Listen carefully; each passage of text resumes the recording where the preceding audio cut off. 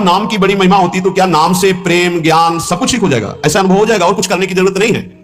हाँ हाँ हाँ, नाम से सब कुछ हो जाएगा। भगवान से भी बढ़कर भगवान के नाम की महिमा है, परंतु नाम जपने में आसक्ति होना कोई खिलवाड़ थोड़ी है। नाम जपने में आसक्ति होना ये बड़ी कठिन बात है, सबसे कठिन बात है। वो धन्य है जो नाम जप में लगे हुए हैं। इसलिए हर साधक से प्रार्थना करते हैं, कहीं भी किसी भी सेवा में आप हैं, हमारी प्रार्थना हमारी आज्ञा जो आप चाहें वो मान लें। शरीर से सेवा कीजिए, हृदय से एक सेकंड भी राधा वल्लभ श्री हरिवंश नाम नहीं हटना चाहिए। आप यहां पेट भरने के लिए नहीं आए हैं, आप यहां श्री जी की प्राप्ति के लिए आए हैं। तो शरीर निर्वाह के लिए शरीर के द्वारा सेवा और साधना उपासना अपने लक्ष्य की प्राप्ति के लिए अंदर से राधा वल्लभ लाल को हृदय ध्यान मुख नाम। बस निरंतरता इस बात में कान में डाल लो, चाहे कोई भी हो। अगर नाम जप नहीं चल रहा तो अधूरे हो, लंगड़े हो, आप यात्रा पूरी करने में गिर पड़ोगे, आप समर्थ नहीं हो पाओगे। अगर नाम जप चल रहा है और सेवा चल रही तो जय जय, दोनों टांगे मजबूत हैं, आप दौड़ के परमार्थ की मंजिल को पूरा कर लोगे। हां, नाम में आसक्ति होना बहुत कठिन है। ये आसक्ति कैसे होती बाबा? जबरदस्ती नाम जपने से।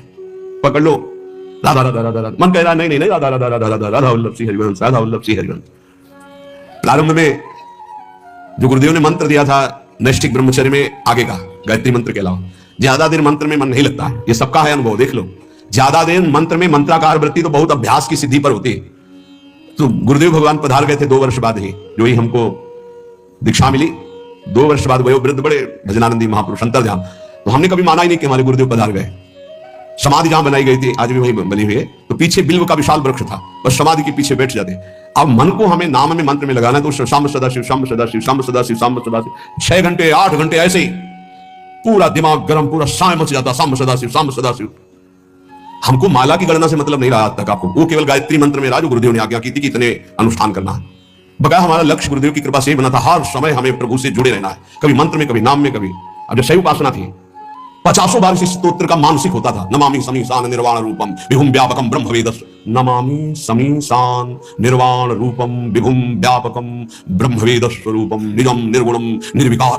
बस शब्दों का चिंतन, एक एक शब्द का चिंतन। तब ऐसे लगता, वायु चलती तो लगता मेरे महादेव मेरा आलिंगन कर रहे, शिव शिव शिव शिव हर हर हर हर। ऐसे हृदय की तरंगे भगवदाकार वृत्ति में परिणित होने के लिए जिद्दी स्वभाव हट करके उसमें लगना। बाबा करें नाम में आसक्ति कैसे होती? हठ पूर्वक नाम जप करने से। माला में मन नहीं तो धर दो, माला शुरू कर दो, राधा राधा राधा राधा राधा राधा राधा राधा राधा धन। जैसे वो भृंगी नाम का कीड़ा दूसरे कीड़े को भृंग ऐसे करके भृंगी बना देता है, हम अपने मन को कृष्णाकार करते हैं, भगवदाकार करते हैं। 1 घंटे 2 घंटे 4 घंटे लगे।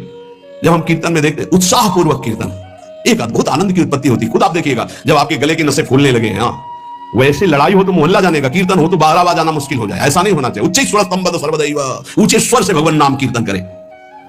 आपसे सत्य कहते हैं, क्यों ये बोल रहे हैं? क्योंकि विश्वास की कमी है, इसलिए महापुरुष कसम पूर्वक सत्य पूर्वक ऐसा बोलते हैं। यदि आपको संसार की आसक्ति नष्ट करनी है, दुखों से पार जाना है, तो आप नाम जप में लग जाओ और नाम जप में जबरदस्ती लगकर आसक्ति पैदा कर लो नाम की। बिना नाम की आसक्ति के काम नहीं चलेगा। सच्ची आसक्ति नाम में हो जाए, बस अपने आप आनंद मगन रहेंगे। नाम चल रहा है ना, आनंद मगन रहेंगे। बड़ी बड़ी दिव्यताएं नाम जप में हुई। वो जो राधा नाम सुनने को मिल रहा है, जपने को मिल रहा है, श्री कृष्ण की अपार कृपा से हो रहा है। आप समझिएगा, कुछ भी नहीं दुर्लभ। कर तुम अगर तुम अन्यथा कर तुम, सर्व समर्थ प्रभु को अधीन कर लेने वाला प्रभु का नाम है।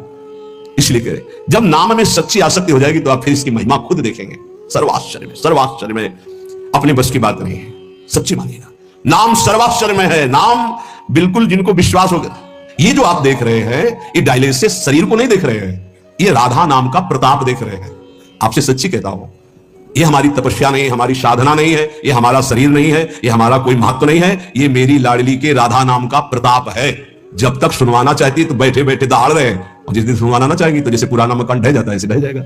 अर्जुन जी जब युद्ध समाप्त हुआ तो भगवान से कहा उतरिए प्रभु, क्योंकि पहले सारथी उतरता फिर रथी। तो भगवान ने कहा आज मैं पहले नहीं उतरूंगा, आज आपको उतरना पड़ेगा। तो उनका प्रभु आज तक का नियम रहा है, क्योंकि सखा भी है ना, इस पहले सारथी उतरे तो बोले अर्जुन पहले तुम उतरो, जो मैं आज्ञा कर रहा हूं।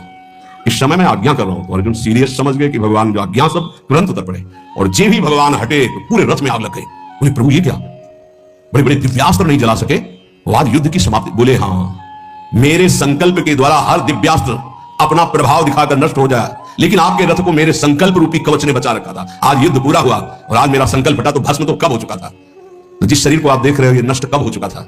इसमें केवल राधा नाम प्रताप है, वो कोई चमत्कार इससे केवल नहीं माना जाता कि ऐसा नहीं, अतुलित बल है, असीम आश्चर्यमय है राधा नाम। महाराज एक और संशय है कि जब साधारण पतिव्रता अपने पति का वियोग होने पर शरीर नष्ट कर देती है, तो फिर प्रेमी जनों को अपने आराध्य देव की अनुभूति ना होने पर वो शरीर क्यों नहीं छोड़ देते? साधारण प्रेमी शरीर छोड़ दे, फिर ये तो भगवत प्रेमी इनके शरीर क्यों बने रहते हैं? ये क्यों वियोग में शरीर क्यों नहीं नष्ट कर देते? जैसे गोपीजन। बाबा का उत्तर, तो क्या इनका प्रीतम अनित्य समझे हो क्या? अनित्य एक देशी होता है, नित्य सर्वत्र विराजमान होता है। बहुत सुंदर उत्तर दिया। क्या इनके प्रीतम को अनित्य समझे हो क्या? प्रेमियों के प्रीतम अनित्य थोड़ी है। अनित्य मतलब नाशवान। नाशवान एक देशी होता है। सच्चिदानंद बपू हर कण में विराजमान रहता है, अपने में विराजमान, बाहर विराजमान, भीतर बाहर सब। बहिरंतश्च भूतानाम अचरम चरमेवच दूरस्थम शांतिके च तत्। वो दूर भी है, वो नजदीक भी है, वो बाहर भी है, वो भीतर भी है, अचर में सर्वत्र। बहिरंतश्च भूतानाम अचरम चरमेवच सूक्ष्म तद्विज्ञेयम दूरस्थम शांतिके च तत्। वो सूक्ष्म है, वो बड़ा महान, अणुअणियान, महातो महियान, दूर से दूर, नजदीक से नजदीक, बाहर से बाहर, भीतर से भीतर, जहां तुम अनुभव करना चाहो, तुम्हारा प्रीतम तुम्हारे साथ है। उनके वियोग में शरीर त्यागते हैं वो जो प्रेम में कमजोर होते हैं। गोपिका समर्थ प्रेमी है, वो अपने इष्ट के इशारे को समझती है, इसीलिए वो शरीर रखकर उनके प्रेम में विकल रहती है। फिर आप समझो, एक श्री कृष्ण मथुरा में बैठे थे, एक हर गोपी के पास श्री कृष्ण थे। उद्धव जी ने अनुभव किया, हर गोपी के पास श्री कृष्ण, बाहर से भी योग दिखाई दे रहा है, लेकिन हर गोपी को श्री कृष्ण के सानिध्य का अनुभव हो रहा है। कैसे उनका शरीर छूटे? कोई उनके प्रीतम अनित्य है क्या?